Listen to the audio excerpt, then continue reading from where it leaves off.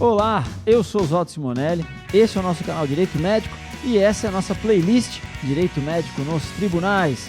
Nesse vídeo de hoje, dando início aí à nossa segunda temporada dessa playlist, falaremos sobre STJ, Presidente da República e a violação do sigilo médico. Como é que se deu isso na prática? Então, faremos uma análise aqui da decisão do STJ a respeito desse tema. Muitíssimo obrigado pela sua companhia. Vamos começar agora. Direito Médico nos Tribunais. Muito bem, esse é o nosso tema escolhido aqui para a nossa conversa de hoje a respeito do direito médico nos tribunais. Aliás, essa é uma playlist em que eu basicamente pego as decisões judiciais, aquelas que envolvem o direito médico, e tento fazer uma análise a respeito delas, enfim, à luz daquilo que nós conhecemos sobre o direito médico, a base que a gente estuda tanto, né? Justamente para a gente poder colocar o nosso olhar sobre essas decisões que impactam diariamente nas nossas vidas, enfim, a tudo que está relacionado a respeito do direito médico. Então, aqui, seja bem-vindo, Direito Médico nos Tribunais. Estaremos analisando hoje uma decisão monocrática do presidente do STJ que suspendeu aí uma decisão do TRF. Essa questão já foi até resolvida, né? Eu já vou dar um spoiler aqui do final dela, porque ela já foi resolvida. A própria União acabou fazendo a entrega dos exames do presidente a respeito do coronavírus, mas nos interessa avaliar a questão sob o ponto de vista do direito médico, sob a ótica do direito médico. Então, só para a gente relembrar, isso teve início, uma ação do Estado de São Paulo, começou na primeira instância, Justiça Federal em São Paulo, 14ª Vara, que foi deferida liminar para que o presidente fosse obrigado a entregar os seus exames, então, relacionados ao coronavírus. De novo, aqui, eu gosto sempre de destacar, vocês já devem ter percebido, quem me acompanha há algum tempo, não temos nenhum viés político, partidário, seja o que for. A análise é feita de maneira impessoal a partir do direito médico, da nossa experiência, da nossa vivência envolvendo o direito médico, e é essa que é a intenção aqui do canal, trazer um pouco mais dessas experiências e do fundamento, né, do direito médico para a gente poder trabalhar juntos, eu e você que está aí me acompanhando. Muito bem, então teve início uma ação do jornal Estado de São Paulo, foi deferida liminar em primeira instância para que ele apresentasse os seus exames, o resultado dos seus exames acerca do coronavírus. Essa decisão foi atacada, né? Num primeiro momento houve a entrega de uns relatórios, o juiz do primeiro grau entendeu que não era suficiente, ele queria ter acesso aos exames, e tudo isso para que o Estado de São Paulo pudesse divulgar esses exames de maneira ampla, de maneira irrestrita. Essa decisão foi atacada, obviamente, pela AGU, o TRF da terceira região, em São Paulo, num primeiro momento, acabou dando apenas 5 dias, porque era uma decisão de plantão. Então, a desembargadora de plantão suspendeu por 5 dias a decisão, até que o desembargador federal relator, nomeado, pudesse avaliar essa questão de maneira mais aprofundada. E foi o que ele fez. O desembargador relator, Dr. André Navarrete, ao avaliar a questão, manteve a liminar e manteve, então, a determinação de entrega dessa documentação ao autor, né, ao Estado de São Paulo.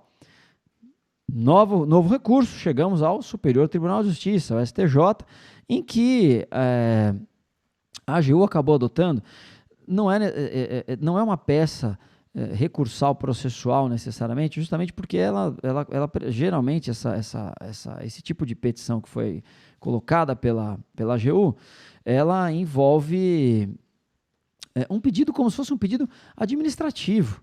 Então, chama pedido de suspensão de liminar e de sentença. Isso, normalmente, nos tribunais há essa previsão, não só no superior, nos tribunais regionais, né?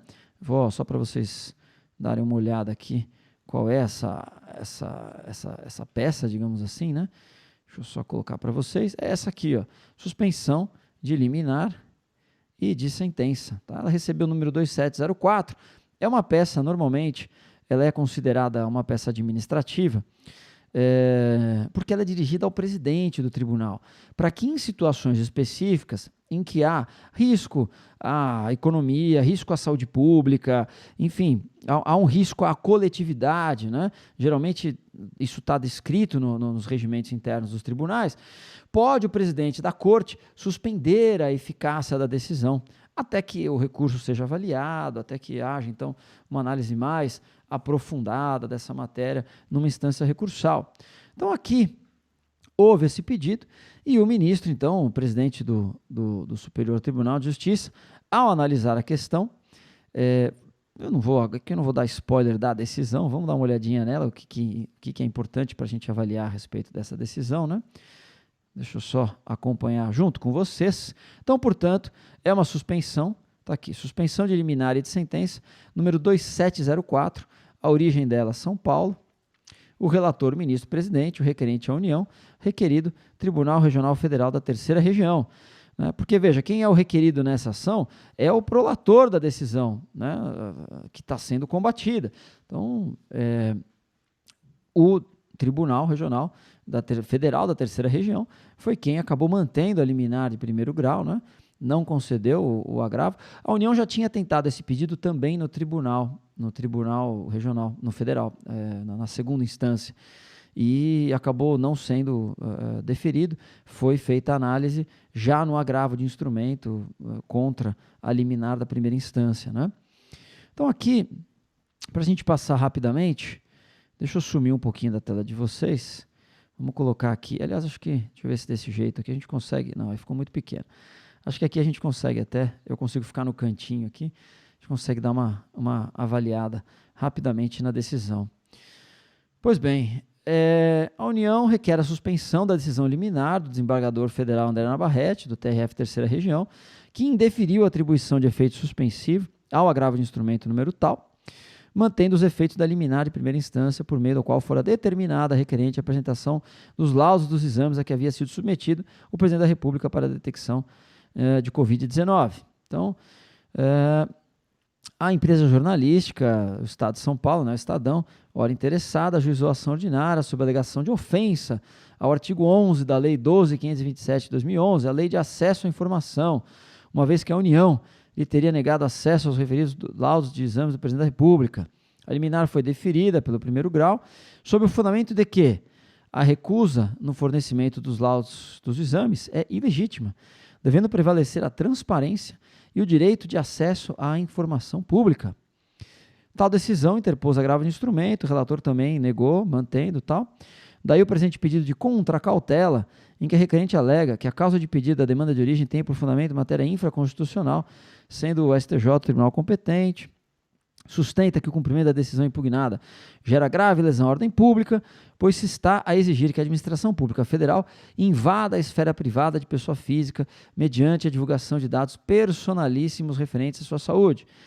Afirma que o presidente da República, ao realizar exame médico com a finalidade de detectar se padece ou não de determinada enfermidade, não o faz na condição de agente público, e sim de pessoa física, razão pela qual deve ser assegurado seu direito à intimidade e à privacidade. Informa que o Hospital das Forças Armadas tem como dever informar as autoridades sanitárias o resultado de exames referentes a doenças que exijam medidas de isolamento ou quarentena, de acordo com o próprio Regulamento Sanitário Internacional, mas é terminantemente vedada a divulgação ao público de informações ou dados médicos relativos a pacientes individualmente identificados, sejam eles autoridades públicas ou não. Argumenta que a informação central pleiteada, né, a saber se o presidente foi ou não infectado, já foi suficientemente levada aos autos através da entrega do relatório médico, subscrito por 2 profissionais atestando a exigência de contágio, inexistência de contágio, conforme levado ao conhecimento do juízo pela União. Defende que não é possível adotar a interpretação da Lei de Acesso à Informação que não respeite os direitos da personalidade garantidos por meio do Código Civil de 2002. Então aqui, vejam, é um breve resumo, né, do que está sendo discutido. Eu acho que aqui há uma discussão maior dentro do nosso direito médico, que é o sigilo, né, que é a questão do sigilo médico.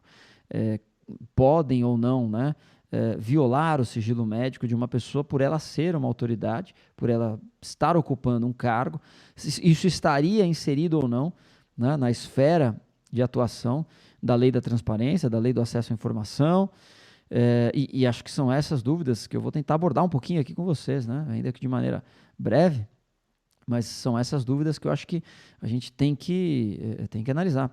Vejam que aqui no estado de São Paulo, eu falo aqui porque eu estou no estado de São Paulo, mas obviamente vamos tirar o aqui, né? No estado de São Paulo, a internet não tem fronteiras.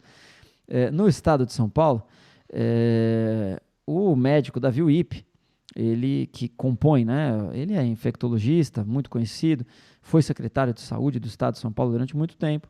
Ele integra hoje o comitê de combate aí ao coronavírus no estado de São Paulo. E ele foi acometido da doença.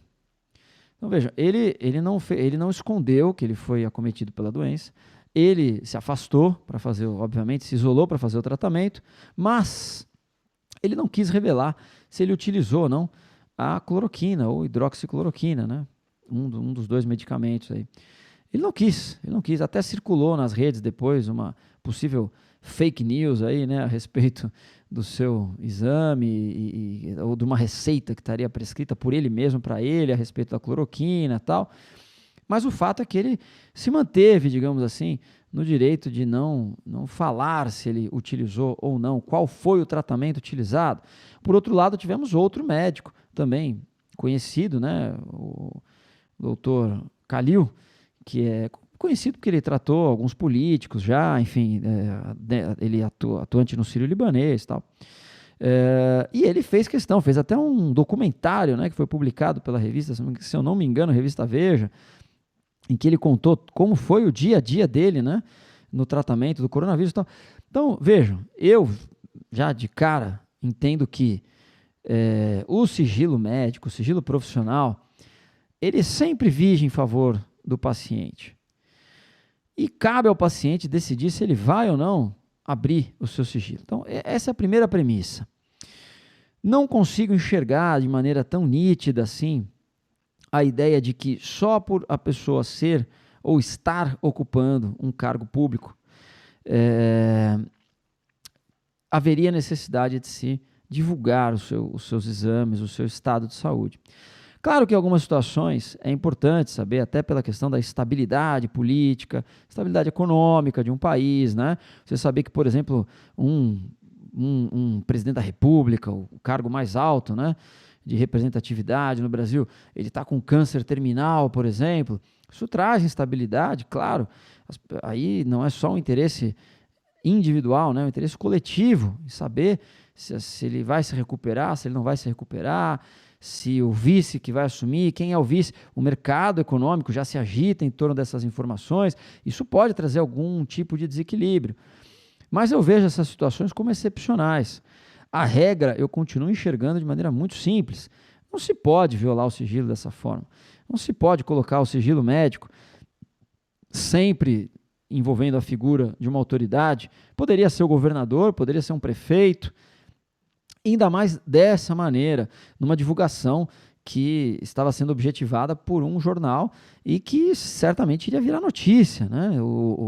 Ali, inclusive, a gente sabemos como funciona as questões da imprensa, a questão do furo de notícia, quem vai ter acesso primeiro, né, àquele exame e tal, faz parte do jogo, tá tudo bem, mas não é esse o ponto.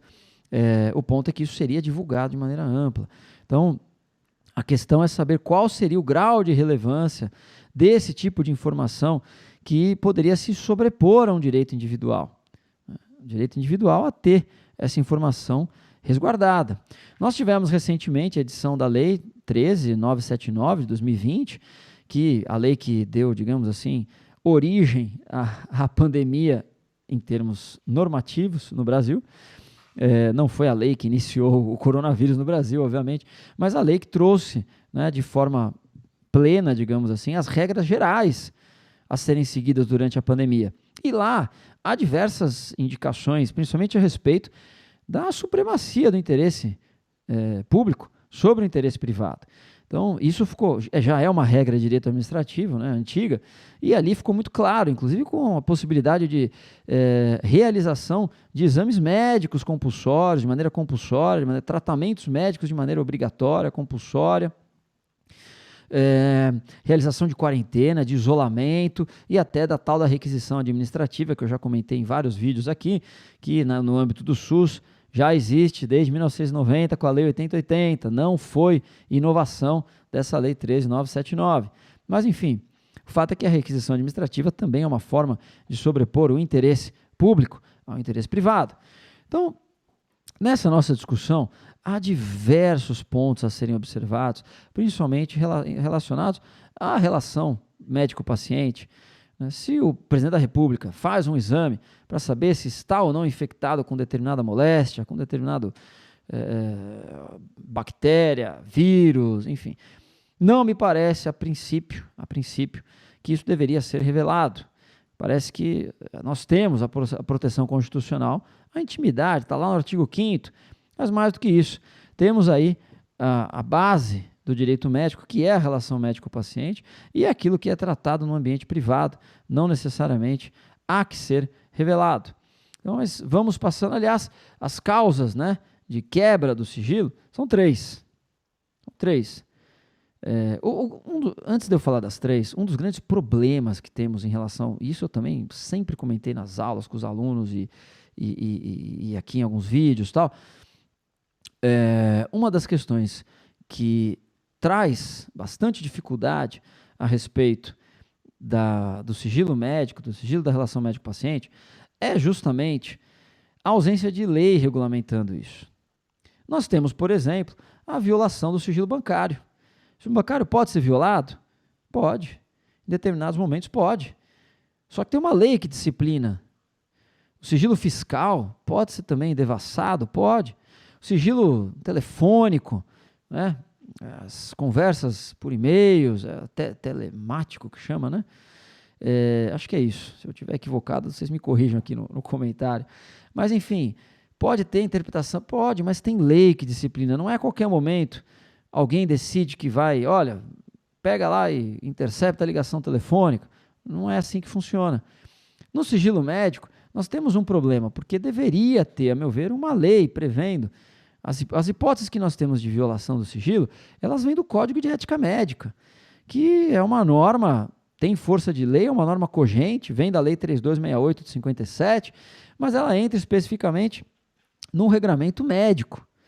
Então, ela não tem essa capacidade de gerar efeitos perante terceiros, ela gera efeitos para o profissional médico.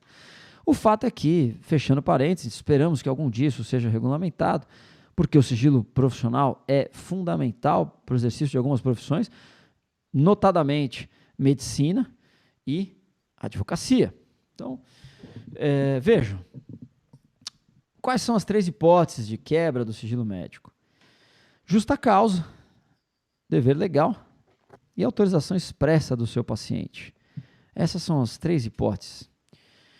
O dever legal, como o próprio nome já diz, tem que estar na lei. E hoje nós temos pouquíssimo regramento, como eu comentei a respeito disso. Uma das formas de quebra do sigilo que prevê a lei é a doença de notificação compulsória. Então, o médico faz essa, como há, inclusive, do Covid, mas é uma quebra parcial para fins epidemiológicos, tal. Então, não é uma quebra ampla e restrita, não se pode divulgar no jornal, como é a discussão que está tendo aqui. A autorização expressa do paciente, não há muita dúvida, né? O paciente autorizou, acabou que foi o que aconteceu no final dessa ação. No final dessa ação, o presidente acabou entregando ao gabinete do ministro Lewandowski, né, no STF, que chegou até o STF, numa reclamação constitucional, e ele deu até a perda de objeto da reclamação e recebeu os documentos e devolveu para a primeira instância. Houve, digamos assim, o cumprimento espontâneo da decisão da liminar lá atrás, proferida em primeiro grau. Agora a questão é a justa causa, porque a justa causa é aquela que comporta um conceito subjetivo. O que é a justa causa para haver essa violação da intimidade? Qual é o conceito de justa causa? Isso traz dificuldade na prática. Eu sempre compreendi que a justa causa, quem faz essa análise é o próprio médico, a partir do efeito coletivo, por exemplo, que pode ter um determinado exame, uma determinada patologia, algo que surja da relação médico-paciente e que ele julgue que possa ser protetivo a alguém. Então, uma situação de um psiquiatra que está ali com o paciente, esse paciente relata que tem uma intenção real e concreta de matar alguém, né? Até já passei por uma situação dessa numa determinada oportunidade, não no sentido concreto, né? Mas no sentido de auxílio ao médico que estava numa situação dessa. E aí, normalmente, se orienta a quebra do sigilo, né? A violação, porque aí há uma justa causa. Aqui é difícil, nós teríamos que analisar no efeito efetivamente concreto, se haveria ou não justa causa para a violação desse sigilo. Quer dizer, os atos que aí, saindo da questão do acesso à informação, isso eu acho que seria uma matéria de fundo. Não há necessidade de discutir a lei de acesso. Eu acho que as coisas não se misturam, tá? Já vou dar minha opinião logo de cara. Acho que a lei de acesso à informação não tem nada a ver com a história aqui. Lei de acesso à informação é relacionada à administração pública, aos atos da administração pública e jamais da vida privada de um agente público. E a relação médico-paciente, ela é da vida privada do agente público. Então, eu acho que o meu ponto central aqui seria a justa causa para a quebra ou não. Por quê? Porque não se sabe se o presidente teve ou não o coronavírus, né? Se ele foi contaminado com o SARS-CoV-2, e aí o presidente passa a ter algumas atitudes que seriam incompatíveis com alguém que poderia estar infectado, ou que não estava infectado, quer dizer, ou questão do uso da máscara, do comparecimento a eventos, a sessões aí com muitas pessoas, reunião de muitas pessoas, tal.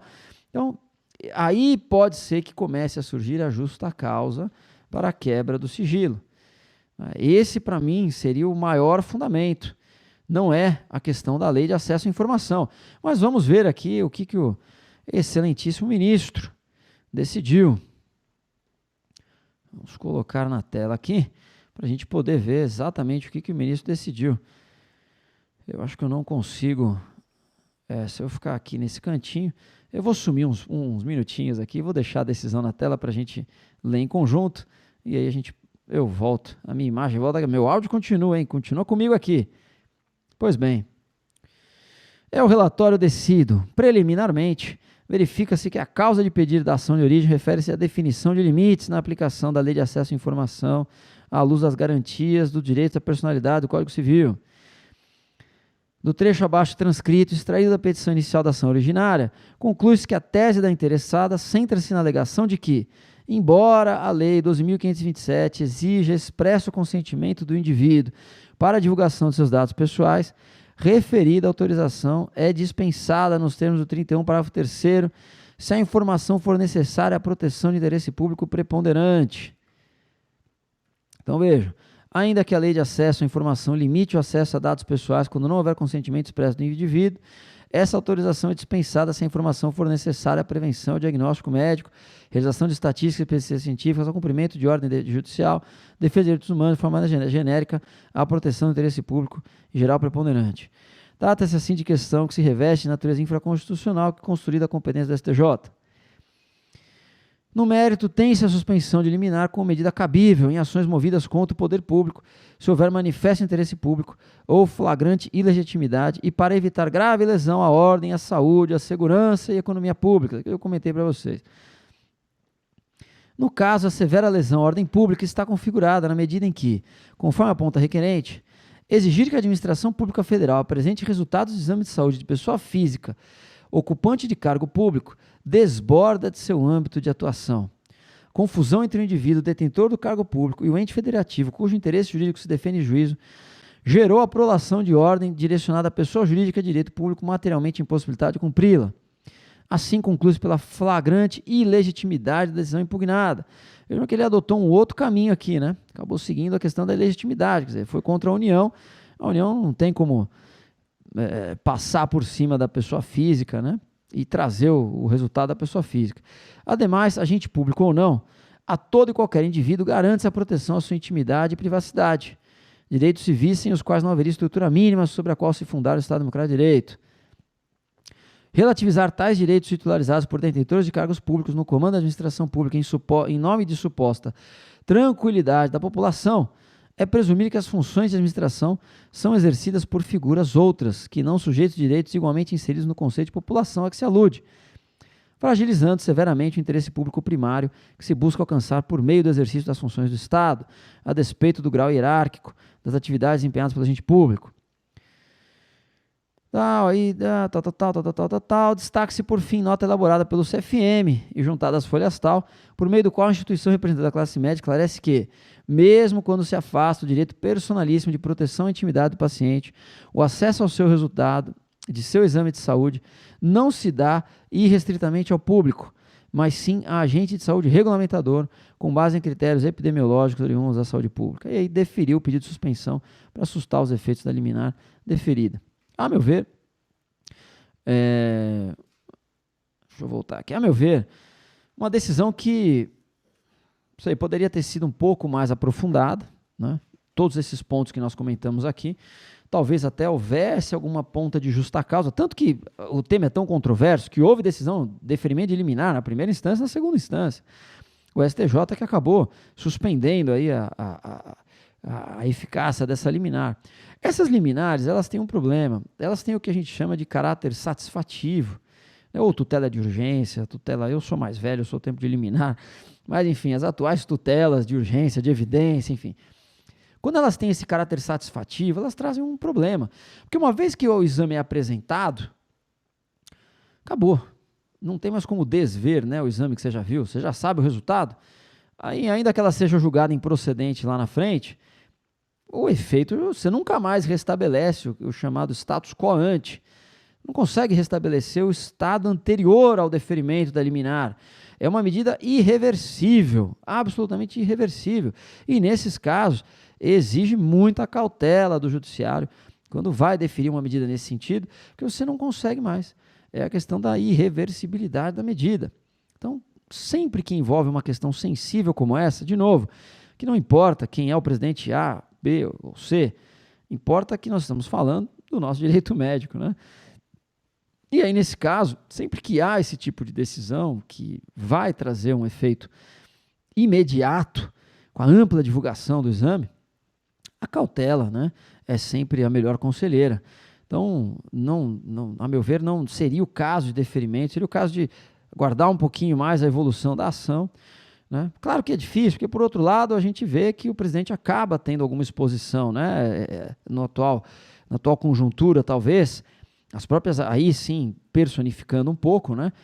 Saindo só do cargo em abstrato, personificando um pouco a questão, a gente vê que o presidente acaba adotando algumas posturas que vão fazendo com que essa medida de divulgação seja mais urgente, né? Porque aí pode ser que uma parcela da população esteja exposta ao vírus, se ele ainda estiver em período de contágio, de transmissão, ou se ele não está ainda, se ele não pegou, né, se ele não teve acesso ao vírus, né, se ele ainda não foi contaminado, ele indo a aglomerações sem máscara, pode ser que ele se contamine, e isso pode trazer efetivamente um dano para a República, né, a partir de um presidente contaminado por uma doença que tem se mostrado aí com potencial, né, de grave, de lesão, até óbito, né? A gente tem visto um número crescente de óbitos, tal. Então, o fato é que, na ponderação dos princípios, me parece que seria uma das hipóteses de justa causa para a quebra. Mas, vejam só, a resolução de publicidade médica, não atual, 974/2011, não, tinha uma outra anterior, que tinha uma previsão muito interessante e que eu acho que, independentemente de tal ou não prevista na resolução atual, eu acredito nessa como a forma mais correta de tratar os entes públicos, as autoridades, né, os agentes públicos, autoridades, e as pessoas que são notoriamente conhecidas, como artistas, né? Não raro as pessoas querem ter acesso, né, ao estado de saúde dos artistas e tal. Isso mobiliza aí uma boa parte da imprensa. A melhor forma de se fazer isso é através de boletins médicos. Então, não custava nada um médico do Planalto ou um médico das Forças Armadas, onde teria sido realizado aí o exame presidencial, né, vira público, com boletins, olha, o estado de saúde do seu presidente é bom, ele já fez todos os testes para o coronavírus, o estado de saúde dele tá tudo ok com ele. Tá ok? Brincadeira, pessoal. Mas assim, tá ok, tá tudo certo. Faz por boletim.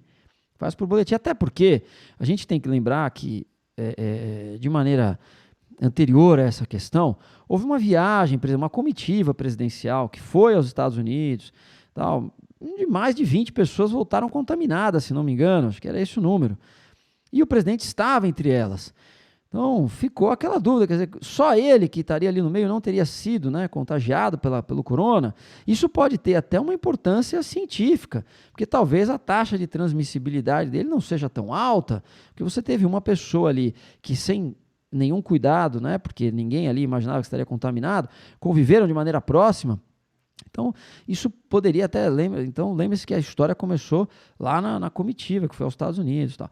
O fato é que essa é a decisão do STJ, aqui é o direito médico nos tribunais, né, trouxe aí uma visão interessante para a gente analisar, que é a questão da lei de acesso à informação, e houve um entendimento tanto pela legitimidade inicialmente, mas o ministro-presidente, né, do STJ acabou beliscando o mérito, digamos assim, quando ele aborda a lei, né, de acesso à informação, dizendo, olha, não dá para passar por cima dos direitos e garantias individuais de cada um. Então ele fez a ponderação pelo outro lado, pelo sigilo, enquanto as instâncias inferiores fizeram a ponderação pela abertura do sigilo. Eu já fiz alguns comentários a respeito disso também, acho que deveria ter uma reformulação nessa história, não vejo como possível, acho isso, deveria ter uma emenda constitucional. Eu acho há uma certa desproporcionalidade aqui, na medida em que um juiz de primeiro grau, no estado de São Paulo, profira uma decisão que obriga o presidente da República a entregar os seus exames. Eu acho que aí não é a proteção da pessoa, a proteção do cargo nesse sentido, e também não é foro privilegiado, não é isso não. Eu acho que alguns cargos têm que ter algumas garantias para você não desestabilizar o cargo, né? Imagina cada um de nós começa a entrar com uma ação contra o presidente da República, consegue se desestabilizar por completo aí o Estado. Então, eu acho, e no final das contas, quem decidiu foi o STJ e já estava no Supremo. Quer dizer, a gente sabe que essas questões sempre vão ser decididas no Supremo. Então, a meu ver, uma ação como essa deveria ter como, sim, aí uma prerrogativa de foro exclusiva do Supremo Tribunal Federal. Contra o presidente da República, Supremo Tribunal Federal, né? Acho até que há um exagero, né, de garantias nesse sentido. Senadores, deputados, enfim, todo mundo tem o tal do foro privilegiado, mas... Com relação ao presidente da República, eu acredito que isso deveria ser preservado em um momento, mas aí é só uma ilação minha aqui. Muitíssimo obrigado, espero que você tenha gostado desse nosso retorno aqui do direito médico nos tribunais, uma decisão polêmica. No nosso próximo episódio aí, fique atento, se inscreva no canal, deixa aqui o seu like se você gostou. O like, pessoal, é o termômetro, é através dele que a gente sabe se vocês estão gostando ou não é pela quantidade de visualizações não. Para mim não interessa ter muito ou pouca visualização, interessa que você esteja aqui assistindo. Mas quando você clica ali no like, eu sei que você está gostando do conteúdo e a gente permanece fazendo aqui para vocês, tá bom? Muitíssimo obrigado e até o próximo. Valeu!